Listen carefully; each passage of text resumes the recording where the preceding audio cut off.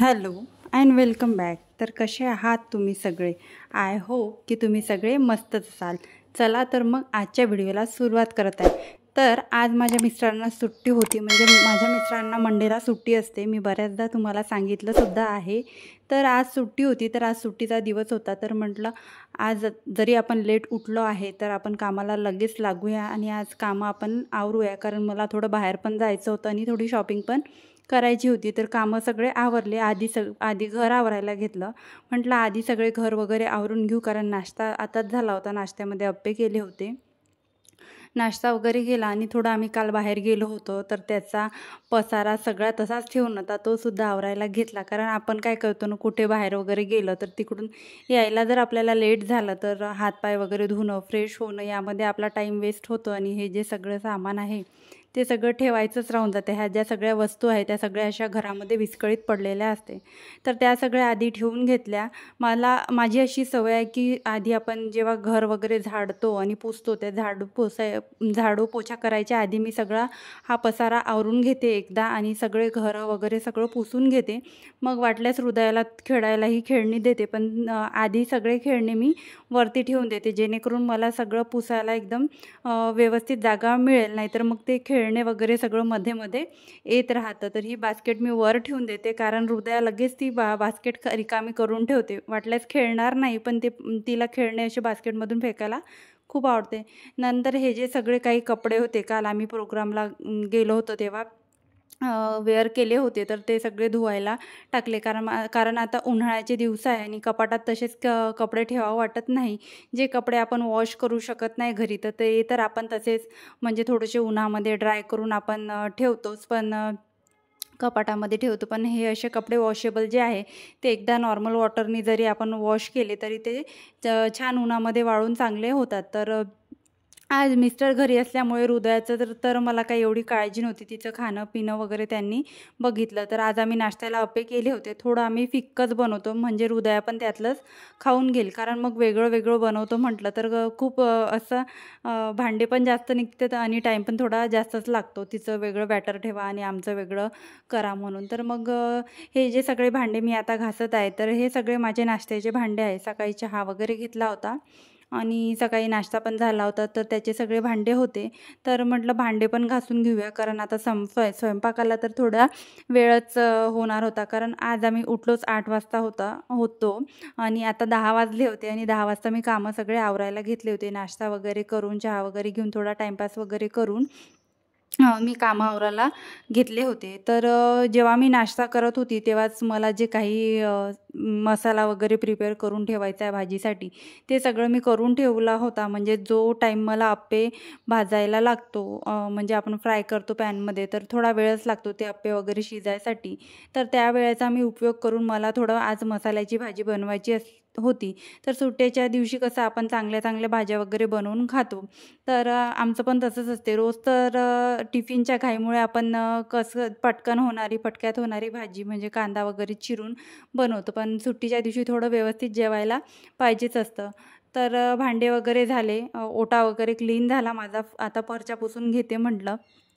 तसं सुट्टीचा दिवस म्हणजे निवांत असतो आणि खूप जास्त टाईमपास होतो आणि मग थोड्या थोड्या गोष्टीमध्ये जर टाईमपास केला तर एकदम असा टाईमपास होतो आणि मग आपल्याला वेळच मिळत नाही आणि नंतर दुसरे पण कामं होत नाही. परत बाहेर पण जायचं असतं आणि बाहेर वगैरे खायचं म्हटलं तर आता 1-2दा मी बाहेर वगैरे आम्ही गेलो आणि बाहेरचं वगैरे खाल्लं, तर कसं आपल्याला तर सूट होऊन जाते बाहेरचं, पण मग लहान मुलं जर असले ना तर त्यांना बिलकुल सूट होत नाही, त्यांची तब्येत वगैरे खराब होते. तर थोडं आता उन्हाळा पण आहे, तर बाहेरचं थोडं अवॉइडच करत आहे. तर मग म्हटलं घरीच जे काय आहे जेवण वगैरे करून घेऊया आणि दुपारचं मग आपण जाऊया बाहेर. तर जेवायला तशी काही भूक नव्हती, अप्पे खाल्ले, तर मग आम्ही जेवण वगैरे लेटच केले. 1 वाजता जेवणं केले आणि कपडे मला भरपूर होते. आज एवढे कपडे होते आणि एक छोटं ब्लँकेट जे आहे हृदयाचं, ते पण मी वॉश करायला टाकलं होतं. कारण टाकते म्हटलं आणि इतकं त्यामध्ये धूळ झाली होती आणि इतकी तुम्ही बघू शकता की ती काळं पाणी याचं होत आहे.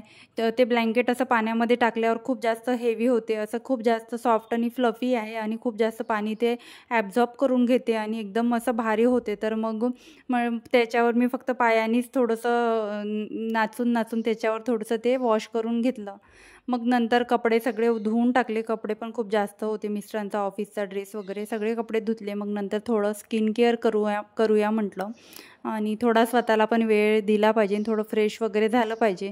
गरमीमुळे जास्त मी केस वरच बांधून ठेवते, कारण मला थोडं केस जरी थोडे समोर आले काम वगैरे करताना मला स्वतःलाच खूप इरिटेशन त्याचं होत असते. तर मग मी अशा प्रकारे वरती केस बांधून ठेवते आणि एकदम छोटी नॉर्मल साईज टिकली मी लावत असते. नंतर मग स्किन केअर झाल्यानंतर लगेच देवपूजा करून घेतली, कारण देवपूजा केल्यावर सगळे कामं जर आपण राहू दिले आणि देवपूजा आधी केली तर एकदम मन शांत आणि प्रसन्न वाटते.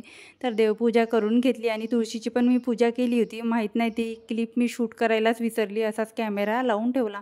तर प्रिपरेशन आधीच करून ठेवलं होतं भाजीचं वगैरे, मसाला वगैरे मी नाश्त्याच्या वेळेसच वाटून ठेवला होता. आणि देवाला दिवा लावायच्या आधीच म्हटलं पीठ मळून घेऊया, जेणेकरून भाजी आपली इकडे होते तोपर्यंत आपलं पीठ इकडे मुरल्या जातं. आणि पीठ वगैरे छान मुरल्या गेलं होतं. आणि मसाला थोडा शिजायला वेळच लागतो. आणि बाजूचं जे बर्नर आहे तर तिथे मी गरम पाणी केलं होतं. तर गरम पाण्यामध्ये गोबी, फ्लावर आणि आलू त्यामध्ये टाकला होता, बटाटा त्यामध्ये टाकला होता, जेणेकरून थोडे सॉफ्ट पण होईल आणि जे काही फ्लावरमध्ये किडे असतात ते किडेसुद्धा राहणार नाही. तर अशा प्रकारे छान मसाला शिजू दिला. त्यामध्ये थोडेसे ड्राय मसाले टाकले, म्हणजेच तिखट, मीठ, हळद आणि जो आपला काळा मसाला आपण डेली यूज करतो आपल्या भाज्यांमध्ये तो मी तिथे ॲड केला. आणि नंतर तिकडची भाजी मधल्या बर्नरवर शिफ्ट केली, कारण मला इकडे पोळ्या बनवायच्या होत्या. आणि लास्टचं बर्नर आहे तिथे थोडं गरम पाण्याचं ठेवून दिलं. गरम पाणी तर होऊन होतं, पण थोडी भाजी म्हटलं मसाल्यामध्ये शिजू देते, जेणेकरून मसाल्याचा थोडा फ्लेवर भाजीमध्ये उतरेल. तर इकडे लगेच पोळ्या करायला घेतल्या आणि भाजी पण शिजत होती. आणि कसं आहे ना, गोबी वगैरे शिजायला थोडा वेळच लागतो, म्हणजे बटाटे वगैरे लवकर शिजून जातात, पण हे गोबीची भाजी वगैरे शिजायला वेळ लागतं. आणि फ्रीजमध्ये जर जास्त दिवस भाज्या ठेवून असल्या तरी पण भाज्या शिजायला थोडा वेळच लागतो. म्हणून मी थोड्या गरम पाण्यामध्ये टाकून थोडी गोबी सॉफ्ट करून घेतली होती. पण अशी भूक पण एवढी लागली नव्हती, अप्पे पण जास्तच खाल्ले होते. तर म्हटलं स्वयंपाक एकदाचा झाला की आपल्याला थोडा रिलॅक्स वाटतो आणि एकदम असं वाटत नाही की खूप सारं काम आपलं बाकी आहे, म्हणजे किचनमधलं काम झालं तर असं वाटते, कारण किचन पण क्लिनिंग करायचं असते. तर अशा प्रकारे माझं सगळं आवरलं. थोडंसं काही पीठ वगैरे खाली सांडलं होतं, ते वायपरनी पाणी थोडंसं ओट्यावर टाकून ते सगळं स्वच्छ करून घेतलं, जेणेकरून माझं चॉपर एकदम खराब होणार नाही. आणि थोडासा सलाद कट करायला घेतला, कारण थोडा उन्हाळ्यात सलाद वगैरे आपल्या जेवणामध्ये ॲड केला आपण तर बरं राहतं. कांदा वगैरे, टोमॅटो वगैरे आता बऱ्यापैकी येतात, तर आपण जेवणामध्ये ॲड करायलाच पाहिजे.